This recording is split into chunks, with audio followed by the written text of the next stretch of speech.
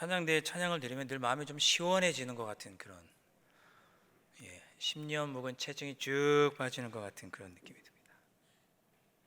더 자주 들어야 될 것 같아요. 신학교 다닐 때 영성훈련이라고 하는 수업이 있습니다. 이 수업은 신학교에 입학한 1학년 학생이 한 학기 동안 듣는 수업인데 영성을 담당하시는 교수님께서 기숙사에 입사한 그 신학교 1학년생들을 기숙사에 들어가서 한 학기 동안 영성훈련을 합니다. 새벽기도도 하고 매 저녁마다 기도 모임을 갖고 또 2박 3일 동안 또 수도원에 들어가서 이제 침묵으로 기도하면서 말씀 보고 기도하면서 영성훈련을 합니다.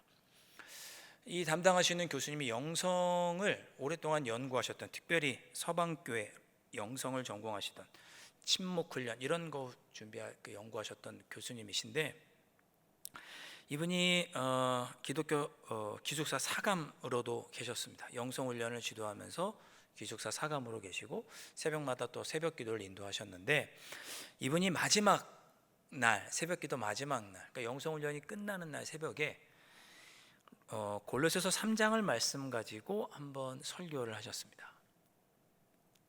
골로새서 3장에는 어떤 내용이 있냐면, 우리 그리스도인으로서 어떠한 삶을 살아가야 되는지, 그리스도인이 마땅히 살아가야 될 삶을 교훈하는 내용이 골로새서 3장에 나옵니다. 제가 몇 절 살펴보면 골로새서 3장 5절, 8절, 9절에 보면 음란과 부정과 사욕과 악한 정욕과 탐심과 우상 숭배를 버리라고 가르치고 있고, 분함과 노여움과 악의와 비방과 부끄러운 말과 거짓말을 버리고 옛사람과 그 행위를 벗어버리라, 이런 말씀이 골로새서 3장에 나옵니다. 그리고 또 그 아래 12절부터 13절 말씀을 보면 새 사람을 입어서 긍휼과 자비와 겸손과 온유와 오래 참음을 옷 입고 누가 누구에게 불만이 있거든 서로 용납하며 용서하라, 이런 교훈이 골로새서 3장에 나옵니다. 교수님께서 이 말씀으로 설교를 하시던 중에 문득 이렇게 우리에게 질문을 하셨습니다. 여러분, 이 말씀이 불편하지 않으십니까? 이렇게 질문을 저희에게 던지셨어요. 이렇게 저렇게 살라고 교훈하는 성경의 말씀에 여러분 마음이 불편하지 않으십니까? 여러분, 우리 이렇게 살지 못하잖아요. 이와 같은 말씀을 성경에서 우리가 오랫동안 보고 들었음에도 불구하고 우리 이렇게 살아가지 못하고 있잖아요. 여러분, 이런 말씀을 들을 때 마음이 불편하지 않으십니까? 저는 너무나 불편합니다. 교수님이 그렇게 설교를 하셨습니다. 근데 이 말씀이 제 마음속에 이렇게 콱 아주 그냥 박혔어요. 이 말씀이. 그래, 사실 나는 이 말씀대로 살지 못하는데, 그래서 이런 말씀 저런 말씀 들을 때마다 내가 마음이 불편했지, 안 그런 척해도. 사실 나는 온전히 그렇게 살아가고 있지 못하니까 이런 말씀을 들을 때마다 나는 마음이 불편했어. 스스로 마음에 돌아보게 되었습니다. 이 교수님 말씀을 듣고 제가 이제 사실은 크게 위로를 받았습니다. 평생 영성으로 영성 훈련을 하셨던, 영성을 전공하셨던 교수님도 자신이 하나님의 뜻대로 주님 말씀대로 살아가지 못하는 것 때문에 마음이 불편하다고 하시는데, 나 같은 이제 신학교에 갓 들어간 1학년이야 너무 내가 낙심하거나 좌절할 필요가 없겠다. 그 이후로 저는 그리스도인의 삶에 대해서 어느 정도 여유를 갖게 되었습니다. 그리고 다른 사람도 이런 마음으로 보게 되었어요. 우리가 다 온전치 못하지. 우리는 모두는 주님을 닮아가기 위해서 힘쓰고 있습니다. 심지어 우리는 주님을 닮는 것이 사명이라고 말하죠. 그래서 우리를 주님의 제자라고 표현하기도 하고 주님의 자녀, 하나님의 자녀라고 표현하기도 합니다. 왜? 우리가 주님을 닮아가야 하는 것이 사명이기 때문에 우리를 그 사명을 빗대어서 이런 표현을 하는 것이죠. 우리는 주님의 제자다. 우리는 하나님의 자녀다. 우리는 이렇게 주님의 말씀대로 살아가야 할 사명이 있지만, 그러나 때로 그렇게 살아가지 못해서 마음이 불편할 때도 참 많이 있습니다. 어쩌면 이렇게 마음이 불편하고 자책하고 실망하게 되는데 괜찮습니다. 누가 이런 삶을 완벽하게 살아갈 수 있겠습니까? 부족하고 연약한 우리를 성령 하나님께서 어루만져 주시고 또 위로해 주시고 새 힘을 주셔서 우리가 주님께서 원하시는 삶을 살아갈 수 있는 것, 그래서 우리가 주님께서 우리에게 이런 새 힘과 능력을 주시기를 우리가 간구하죠. 그리고 주님께서 그런 힘과 능력을 주시면 우리가 또 힘 닿는 데까지 주님을 닮아가는 삶을 살아갑니다. 하나님을 의지하고 주님이 주시는 은혜를 사모하고 의지하고, 그리고 우리가 힘써서 주님의 뜻대로 살아가는 삶, 우리가 이런 것을 가리켜서 우리가 신앙생활이라고 말합니다. 이런 게 신앙생활이에요. 하나님을 의지하고 하나님께서 주시는 것을 가지고 우리 마음의 힘과 능력을 삼아 우리가 힘써서 우리의 삶의 자리에서 주님의 뜻대로 살아가는 것, 이것을 가리켜서 신앙생활이라고 합니다. 그래서 신앙생활에는 두 가지 측면이 있습니다. 첫째는 우리 인간의 역할이 강조되는 그런 측면입니다.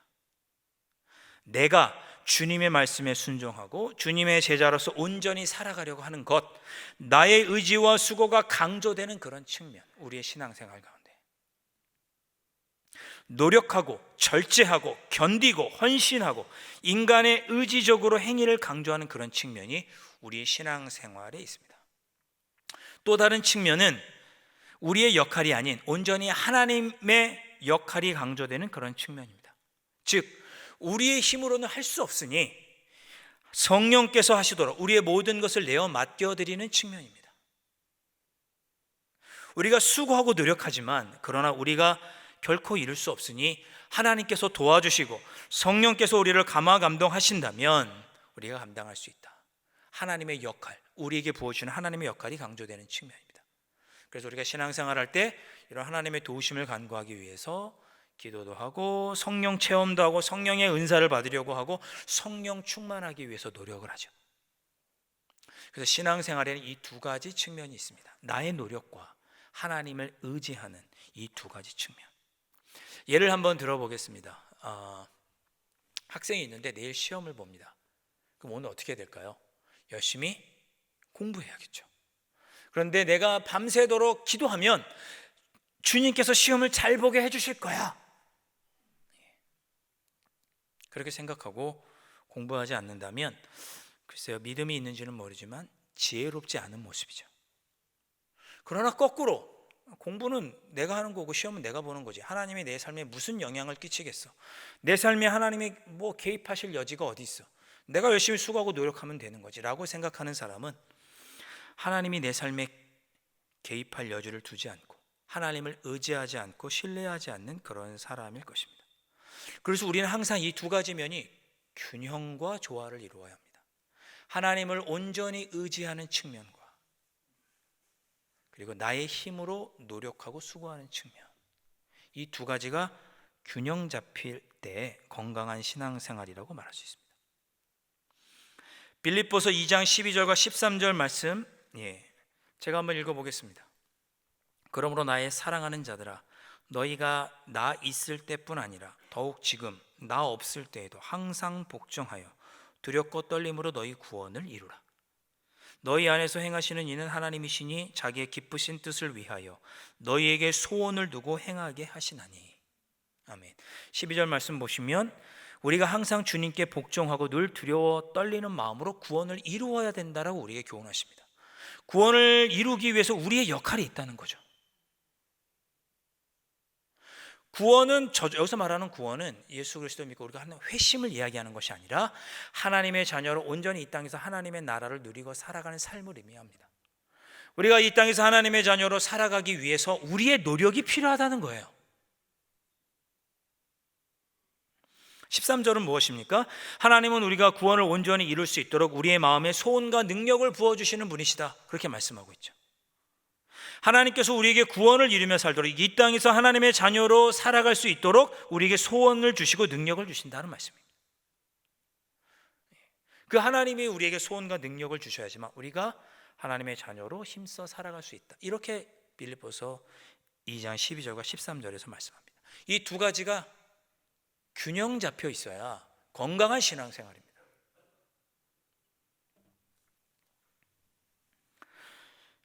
여러분, 제가 최근 자주 여러분들에게 말씀을 드리는데, 신앙생활은 여러분 노력하셔야 됩니다. 저절로 되지 않습니다. 노력하셔야 돼요. 신앙생활은 노력해야 합니다. 가만히 앉아서 우리가 주님의 자녀로 살아갈 수 있으리라 생각하시면 안 됩니다. 주님의 뒤를 따르기 위해서 노력하셔야 돼요. 그러나 주님을 닮아 살아가기 위해서는 우리의 노력으로만으로는 이룰 수 없습니다. 그래서 하나님의 도우심과 성령의 인도하심이 우리에게 필요합니다. 그 하나님을 우리가 의존하고 의지해야 돼요.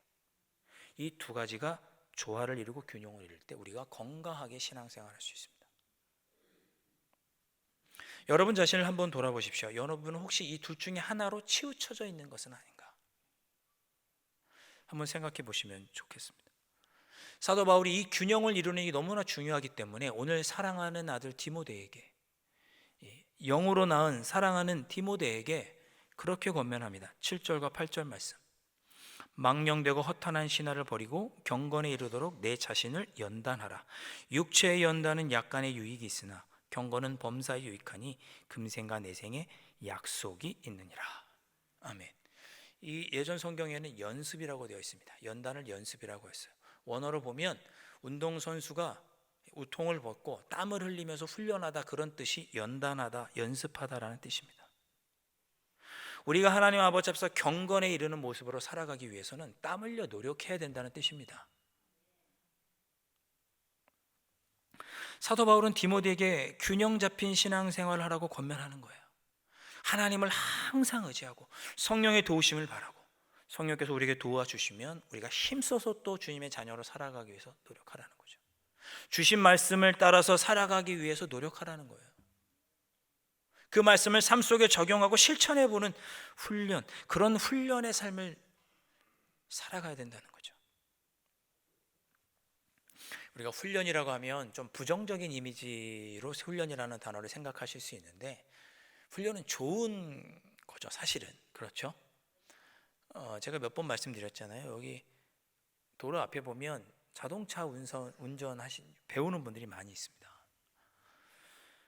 뒤에 이렇게 따라가면 이게 이제 우리 흔히 속된 표현으로 복장 터진다고 그러잖아요. 30km, 40km, 50km 속도가 안 나요. 다들 추월해서 가시죠. 저도 그럴 때가 있었겠죠. 근데 지금 그분이 훈련하고 있는 거 아니에요? 운전 훈련? 언젠가 시험을 통과하고 그분들도 경험이 쌓이면 운전 잘하게 되시겠죠. 저보다 더 잘하게 되겠죠. 지금은 정해진 거리를 그냥 왔다 갔다 하면서 훈련하지만 언젠가는 자기가 가고 싶은 곳에, 먼 거리도 복잡한 시내도 차를 가지고 갈 수 있겠죠. 훈련하면 그렇게 되는 거예요. 골프 좋아하시는 분 많이 계시죠. 저는 테니스를 좋아하는데, 테니스도요, 희한하게 한 번만 레슨을 하루만 빠져도 공이 잘 안 맞아요. 이게 드라이브가 안 걸립니다. 골프 하시는 분들도 많이 계신데 얼마나 다양한 상황이 있으세요? 여러분 연습 안 하시면 잘 안 맞는데요. 얼마나 다양한 상황에, 복잡한 상황에서 다양한 도구를 이용해서 해야 하니 얼마나 많은 훈련과 연습이 필요하겠습니까? 피아노 연주하시는 분들도 예를 들어 볼까요? 저는 피아노를 바이엘까지밖에 안 배웠습니다. 복잡한 노래는 칠 수가 없어요. 악보는 보지만. 피아노 훈련을 연습을 열심히 해야, 피아노 치는 연습을 열심히 해야 자유롭게 내 뜻과 생각을 표현할 수 있겠죠. 훈련해야 됩니다. 심지어 하나님께서 뭐라고 말씀하셨냐면, 하나님을 사랑하는 일에 마음과 뜻과 힘을 다하라고 말씀하셨습니다. 신앙생활에는 훈련하셔야 돼요. 노력하셔야 돼요.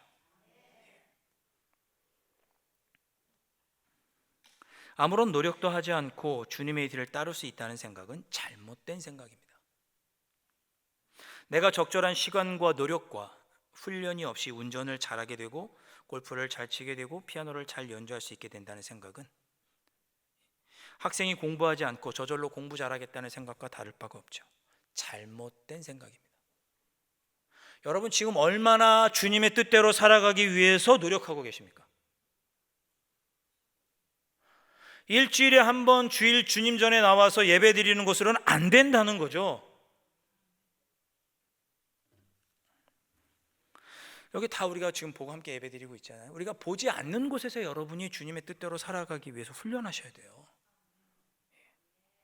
수업 시간에만 공부해도 잘 하지만 수업 시간 외에도 공부해야죠. 주님을 닮고 싶다면 우리는 훈련의 과정을 반드시 거쳐야 하고 노력하고 이 과정에서 겪는 어쩌면 고난과 변화를 우리는 받아들여야 합니다. 삶 속에서 즐거움도 절제해야 하고 우리로 하여금 주님 뜻대로 살지 못하도록 하는 유혹도 우리가 이겨내야 합니다. 우리의 의지는 훈련과 끊임없는 연습으로 단련시키지 않으면 신앙에 좋은 결과를 가져오지 못합니다. 신앙생활을 균형 있게 하기 위해서 우리는 훈련하고 노력해야 합니다. 어떤 훈련 방법이 있을까? 4가지만 말씀드리고 말씀을 마치겠습니다. 영성가들이 어떻게 하면 우리가 주님과 교제하고 경건한 삶을 살 수 있을까? 많이 연구를 했는데 한 20가지가 있어요. 이런 사람 저런 사람 얘기한 걸 종합하면 결국 한 20가지가 되는데 그 중에서 4가지만 여러분들에게 한번 제가 제안 드려 보겠습니다. 첫 번째, 기도하는 것입니다. 우리가 균형 있는 신앙생활을 위해서는 기도해야 합니다. 모든 영성가들이 첫 번째로 꼽는 것이 기도입니다. 기도는 우리가 균형 잡힌 신앙생활을 할 수 있도록 우리를 훈련하는 가장 좋은 도구입니다. 주일에만 와서 기도하지 마시고 수요일에만 와서 기도하지 마시고 평소에도 시간을 내서 기도하십시오. 예전에 빌리 그레이엄 목사님이 그런 얘기 하셨다죠. 왜 한국교회가 요즘은 성장하지 않고 지체되어 있을까요? 예전보다 한국교회가 기도하지 않아서입니다. 그렇게 이야기하셨답니다. 기도는 하나님의 마음을 알아가는 시간이죠. 우리가 하나님의 마음을 알 때 우리의 마음에 평안도 찾아오고 주님의 뜻대로 살아갈 힘과 용기도 얻게 되고 마음의 담대함을 얻게 됩니다. 기도하셔야 돼요. 제가 찬양 예배 때 그런 얘기를 한번 드렸던 것 같아요. 제가 신학 대학원 다니기 전에 학부 다닐 때 1학년 때 1학년 2학기 때 방황을 좀 했습니다. 방황하기 안 생겼지만 방황을 좀 했습니다. 뭘 해도 공부도 안 되고 내가 왜 신학교에 왔나? 내가 왜 굳이 여기를 왔을까? 학교도 작고 세상 사람들은 알아주도 않는데 내가 굳이 왜 왔지? 이런 생각이 1학년 2학기 때 들었습니다. 수업도 많이 빠지고 흔히 말하는 권총을 여러 개를 찼습니다. 그런데 그렇게 그냥 근데 부모님들은 모르셨어요. 기숙사에 있으니까 모르셨어요. 그냥 잘 다니고 있나 보다 생각하셨어요. 근데 어느 날 저희 아버님 생신이 12월 달이신데 12월 달에 이제 집에 토요일 날 기숙사에 있다가 집에 와서 기도하게 이제 식사를 하게 되었는데 아버지가 저보고 요한아 식사 기도 좀 해라 그랬습니다. 저하고 아버지하고 둘이 앉아 있는데 아버지가 저보고 식사 기도 하라는 거예요. 식사 기도 어떻게 하면 되죠? 일용할 양식을 주시니 감사합니다. 먹고 건강하게 해주십시오. 이렇게 기도하면 되는 거잖아요. 근데 그날따라 어떻게 기도해야 될지 모르겠는 거예요.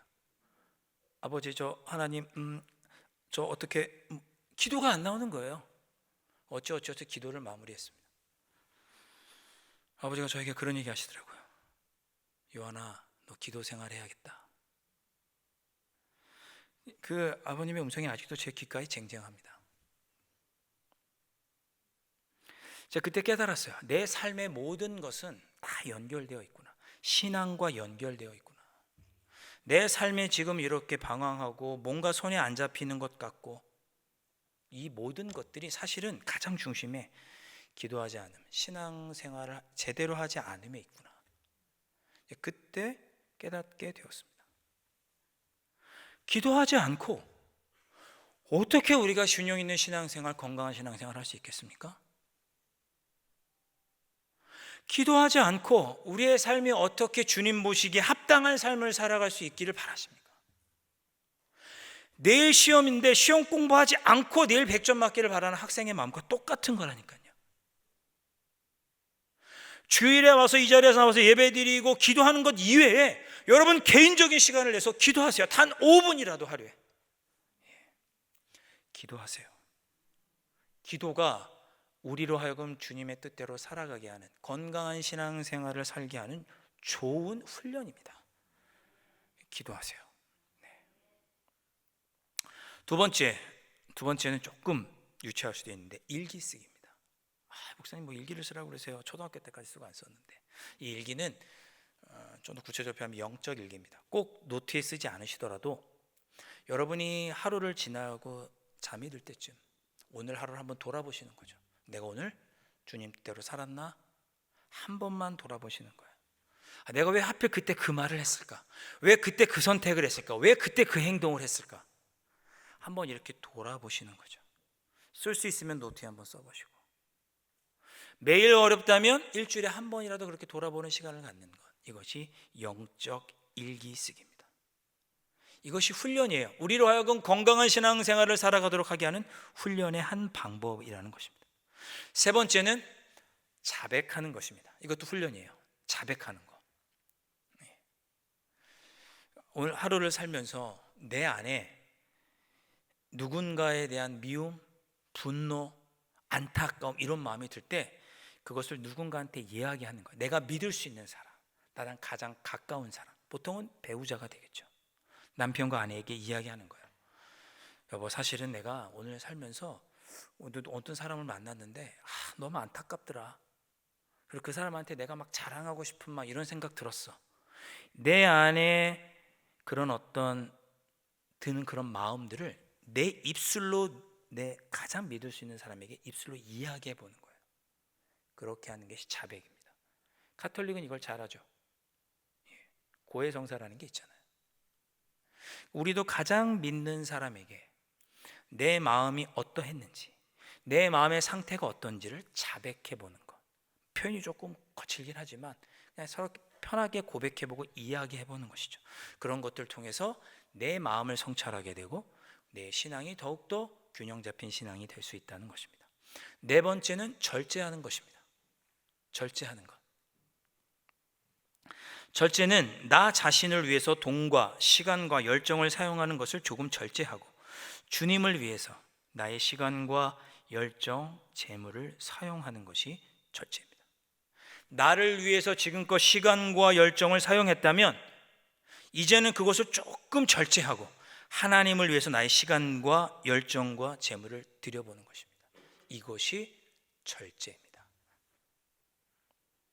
이러한 절제는 세속적인 즐거움과 낭비, 자랑과 허영으로부터 우리를 지켜주고 더욱 하나님을 신뢰하고 감사하게 하며 또한 타인도 배려하는 삶의 모습입니다. 조금만 절제해 보십시오. TV 앞에 앉는 시간, 누군가 전화로 길게 이야기하는 시간 조금만 절제하시고 기도해 보시고 내 마음의 상태를 누군가에게 이야기해 보시고 주님의 말씀을 가까이 하실 때 우리의 신앙은 견고해질 수 있습니다. 말씀을 정리해 보도록 하겠습니다. 창문을 열고 잤더니 날씨가 아침 저녁으로 선선해져서 1예배 때는 목이 이렇게 콱 이렇게 찬바람을 쐬가지고 목이 이렇게 콱 잠겼었습니다. 어느덧 아침 저녁으로 찬바람이 불고 우리의 신앙도 결실해야 될 때가 다가오고 있습니다. 여러분 스스로를 돌아보시고 내가 정말 주님 보시기에 내가 스스로 나를 돌아보기에 균형 잡히고 건강한 신앙생활을 하고 있나 한번 돌아보시고 이 가을에 한번 돌아보시고 내 안에 아직 그런 아름다운 신앙의 결실이 없다면 기도의 훈련, 영적 일기 쓰기의 훈련, 자백의 훈련, 절제의 훈련, 이 네 가지 훈련을 통해서 우리의 영적 게으름을 몰아내시고 신앙의 균형을 잡으시고 이 가을에 아름다운 신앙의 열매를 맺어가시는 여러분들 되실 수 있기를 주님의 이름으로 축복합니다. 기도하겠습니다.